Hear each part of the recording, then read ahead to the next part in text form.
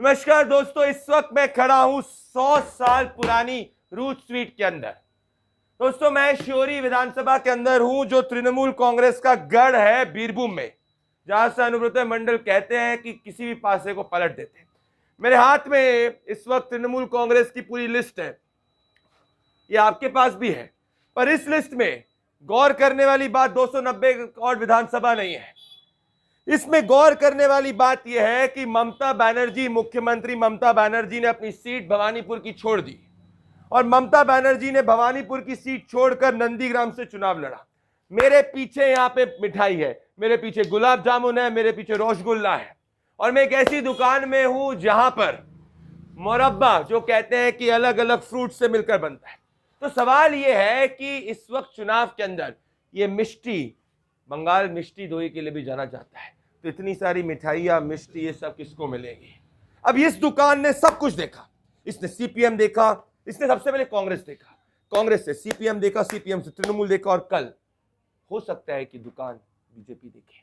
अगर 2019 के चुनाव के नतीजे देखूं तो यहां से बीजेपी बहुत कम, 3000 से कम की मार्जिन से भी पीछे थी। और जिससे भी मैं यहां पे बात करता हूं, कहता है कि हवा जो है 2019 से ज्यादा बेशी है। बेशी means it is more. So if that is the sentiment on the ground which I am seeing, and in fact Chief Minister Mamata Banerjee is also seeing, that's why she is not contesting from Bhawanipur. Please understand, Mamata not contesting from Bhawanipur is not something which is very normal. It is like Narendra Modi deciding to not contest from a constituency in Gujarat.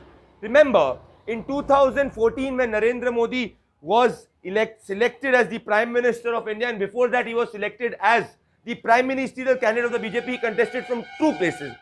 He ensured that he continued to contest from Gujarat. Along with that, he contested from Banaras. तो अगर नरेंद्र मोदी जी मान लीजिए 2014 के अंदर गुजरात से contest नहीं करते, तो मैसेज क्या जाता नेशनली? मैसेज ये जाता कि Gujarat was not with Narendra Modi. तो अगर पूरा का पूरा सेंटिमेंट ममता बनर्जी जी के पक्ष में है, और जैसे कि अभिषेक बनर्जी ने कहा है कि 200 से ज्यादा सीट हम जीत के ले जाएंगे, और तृणमूल कह रही है खेला होबे, खेला होबे, खेला होबे, तो अगर सच में खेला होबे है, तो सवाल दर्शकों के मन में यह आना चाहिए कि ममता जी ने भवानीपुर की सीट क्यों छोड़ी?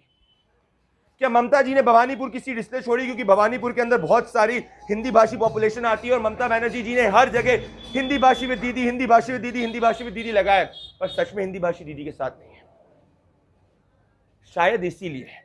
अगर इसीलिए है तो साउथ परगनास के अंदर अगर ममता बनर्जी प्रेस कॉन्फ्रेंस करती है और कहती है कि हमारा गढ़ साउथ परगनास है, और चुनाव आयोग ने अलग अलग स्थान में इसलिए किए हैं, साउथ परगनास को अलग अलग फेजेस में इसलिए बांटा है क्योंकि हम स्ट्रांग है, तो फिर ममता दीदी साउथ परगनास की भवानीपुर से क्यों नहीं, या कैलकाटा के अंदर भवानीपुर से क्यों नहीं लड़ रही? इसका मतलब यह है कि पहली बार 10 साल के अपने राजनीतिक करियर के अंदर ममता बनर्जी को एक कॉन्टेस्ट देखने को मिला है भवानीपुर के अंदर। 2019 के अगर चुनाव के नतीजे मैं उठाऊं तो 2019 के चुनाव के नतीजे ये कहते हैं कि ममता बनर्जी को सिर्फ और सिर्फ few thousand वोट से भवानीपुर में लीड मिली थी। So what's the larger message from Mamata Banerjee not contesting? Well, Mamata might go ahead and win a Nandigram, or Mamata might lose a Nandigram, or Mamata might face a challenge in Nandigram if Shubhendu decides to fight. But the larger political message is that Mamata Banerjee has acknowledged that there is an anti-incumbency against TMC in the state. And this is the biggest talking point, political talking point from Bengal. Keep following Jan Ki Baat, because we will tell you, Bengal, कौन जीतेगा 1 महीने के अंदर मेरी team बताएगी।